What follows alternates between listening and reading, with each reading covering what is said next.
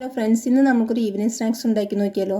ഈ കുറച്ച് ഇൻഗ്രീഡിയൻസ് വെച്ച് വളരെ പെട്ടെന്ന് ഉണ്ടാക്കിയെടുക്കാൻ പറ്റുന്നതാണ്. കുട്ടികൾക്കൊക്കെ സ്കൂളിൽ നിന്ന് വരുമ്പോൾ നമുക്ക് പെട്ടെന്ന് തയ്യാറാക്കി കൊടുക്കാം. അപ്പോൾ നമുക്ക് എങ്ങനെ ഉണ്ടാക്കുന്നത് നോക്കിയാലോ. ഞാനത് ഉണ്ടാക്കാൻ വേണ്ടിയിട്ട് ഒരു 100 ഗ്രാം പനീർ, ഒരു സവാള, ഒരു ക്യാരറ്റ്, ഇതൊക്കെയാണ് എടുത്തെടുക്കുന്നത്.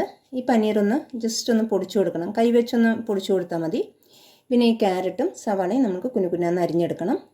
എന്നിട്ട് ഇതെല്ലാം ഒരു പാത്രത്തിലേക്ക് ഇട്ട് കൊടുക്കാം. പിന്നെ അതിലേക്ക് എരിവിന് വേണ്ടിയിട്ട് ചില്ലി ഫ്ലേക്സ് ചേർക്കാം.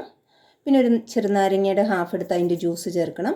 ഒരു 4 ടേബിൾ സ്പൂൺ അരിപ്പൊടി, ആവശ്യത്തിനുള്ള ഉപ്പ്, ഇതെല്ലാം ഇട്ടിട്ട് നന്നായി ഒന്ന് കുഴച്ചെടുക്കണം.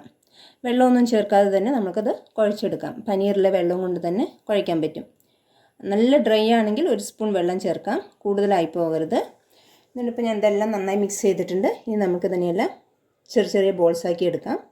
ഈ ബോളാക്കുന്ന സമയത്ത് ചീസ് ഉണ്ടെങ്കിൽ ചീസ് അതിനകത്ത് വെച്ചിട്ട് ബോളാക്കിയെടുത്താൽ നമുക്ക് ചീസ് ബോളായിട്ടും എടുക്കാവുന്നതാണ്.